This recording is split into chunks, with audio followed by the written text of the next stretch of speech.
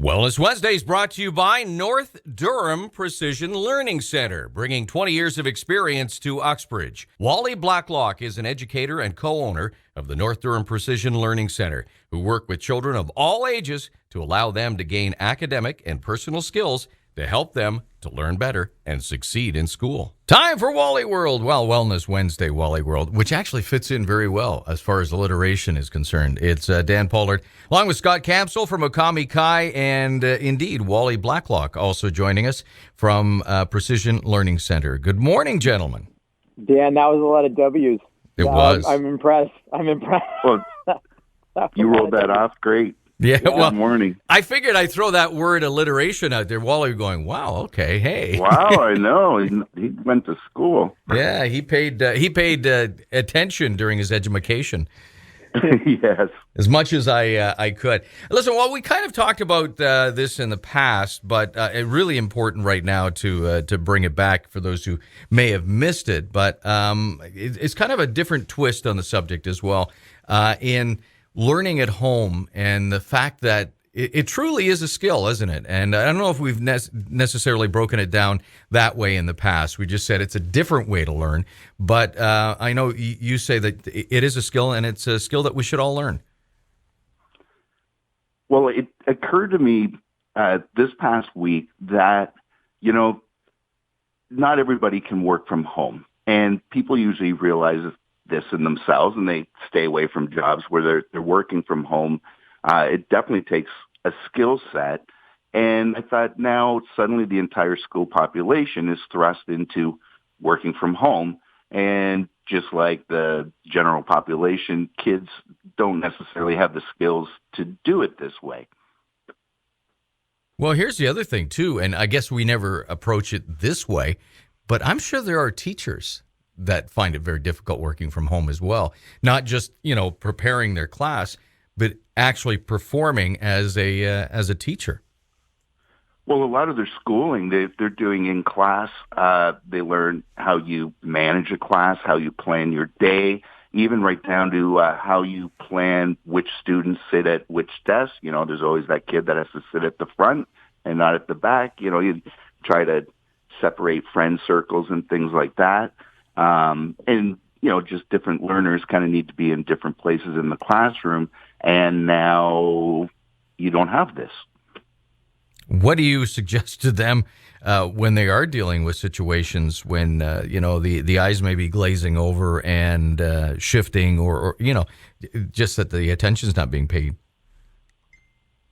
Well, I'd imagine it's very difficult. And I mean, nothing's coming right to the top of my head, but I have heard of teachers that are coming up with great ideas to kind of reel the kids back in. But then I was thinking as well, there's things about teaching online that teachers wish they could have, like the mute button and unmute. Yeah. Well, what do you do when you get them then? So if you've got a student who's maybe struggling in doing that, and we've talked about this being, teaching a skill, how do you teach that skill? Like I know, as a former hockey coach, okay, this child is having some difficulty in making a wrist shot. Okay, so now I break it down into the fundamentals, and then you build it up, and they can become more successful. How do you do that in trying to teach learning from home? I think, it's kind of lying on parents that are watching their kids, but I think if they watch, say, the timing, like they realize, okay, they're good for about 45 minutes, and then they start to become impossible. So maybe at that 45-minute point, they can reward a small break, or they can, walk away and grab some grapes or something, and then try to reel them back in, and then eventually try to stretch that time out. We spend so much time before all this happens trying to reduce kids' screen time because they always wanted to be on their devices or doing whatever they do on the computer. And now we have to try to increase their screen time, and I'm sure it's no easy task. How is your... go ahead, Scott. I think there's got to be an engagement. factor. Like we're always saying, you're in tune with the class and you're looking at the student and where they have to sit in the front, or like that's definitely been taken away. Like we're teaching online too, and I feed off the energy of a class. So where I'm teaching and I can get that, even just, you'd say a little one-liner joke and you get a laugh. Now you look at a screen and you can see people smiling, but you don't hear anything. So there isn't any immediate feedback. And so that definitely hinders the teacher. But, like we're doing online college courses right now, and I'm seeing teachers that are just, like maybe just they're so good at it, like and it's creativity. Like we had one professor that kids were doing a presentation and he brought in Kahoot. And he says, okay, start rating the presentation. Like, so now I'm going to mark them, but you mark them too, which is like a Kahoot's like an app. You can sort of play a game, and all the class was engaged. All the class was totally in. Like, but then you see other teachers and they just do a lecture for like an hour and a half. And you can see it like when the kids have got their cameras on and I'm looking at them and they're all dying. Like, and I think even just like for me as a student and as a teacher, the one thing that I've noticed, because I watch other teachers, is like if they're engaged with their class and they're looking at the function of keeping them moving and active and participating, then that's where learning happens. And I don't know, again, as me as a teacher, I look at it and say, I don't need to teach them everything all at once. So even if it's a small break where we go, okay, we're going to work on curriculum stuff, and then, all right, now we're going to do another activity. So the best activity we've got right now for our kids, even the young ones, I got adults that are into it, is we play scavenger hunt. So basically I just go and I say, okay, go find this thing in your house and then bring it to me. If you're the first person to bring it in, you don't have to do like 10 jumping jacks or something like that. And it's just a break. It's just like, okay, I'm not worried about,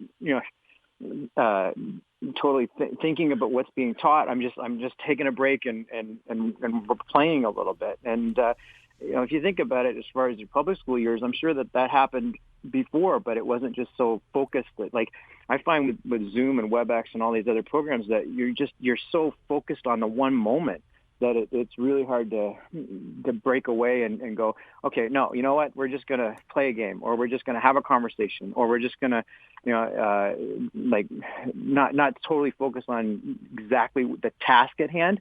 And maybe I'm just, like I'm not a public school teacher, so, I'm just going off of what I see from college and then from what we do. But I don't know. I went on Facebook yesterday. There was a social group of parents, and they were all talking about how their kids were just not doing well online. And some of them were saying basically, you know what, we do maybe the morning and I pull them off in the afternoon, just because my kid's not coping well. Or some parents even just said, no, that's it, we're homeschooling because their kids just aren't getting it. And like I said, I there's so much pressure right now between kids, and I watched an adult basically just almost break down in front of me yesterday. And just there's so much pressure and stress. I think we got to cut each other some slack.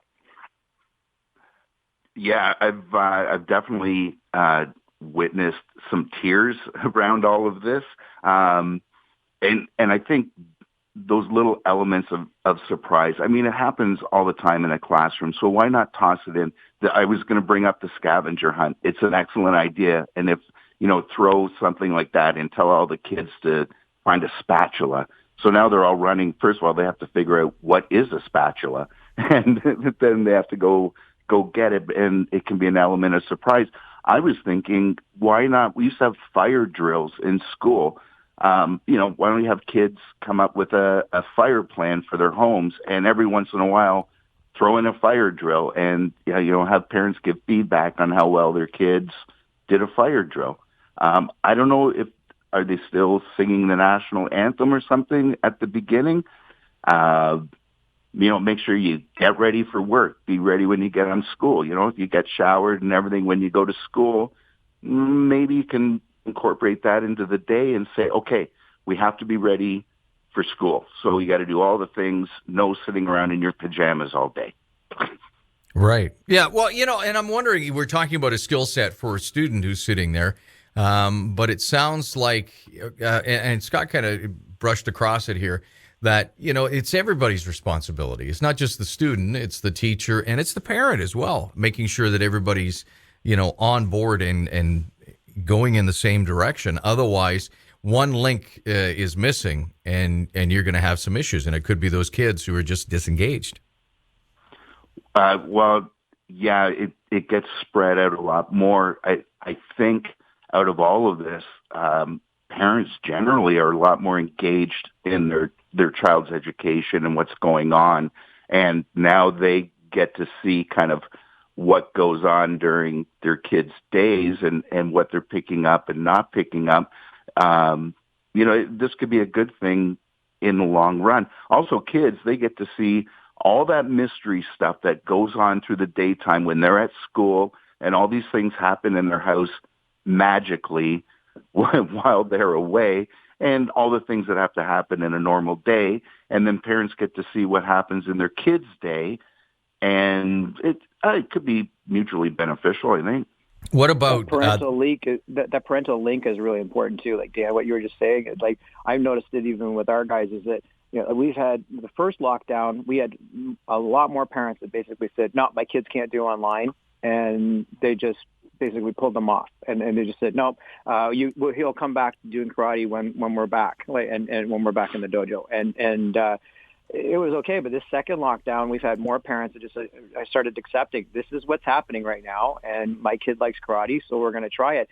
And the reaction is, "Hey, I didn't know they could do this." And so I think there's a one word of caution for parents is maybe give it a shot. Like sometimes your kids will totally inspire you and shock you what they're able to do. Oh, I know, Scott, but what about the new math? I can't get the new math.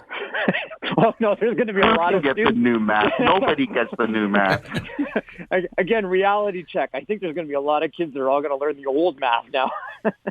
Well, this is the thing, and I mean, we're probably working in a time of maybe some lower expectations. So maybe expect progress, but don't expect perfection.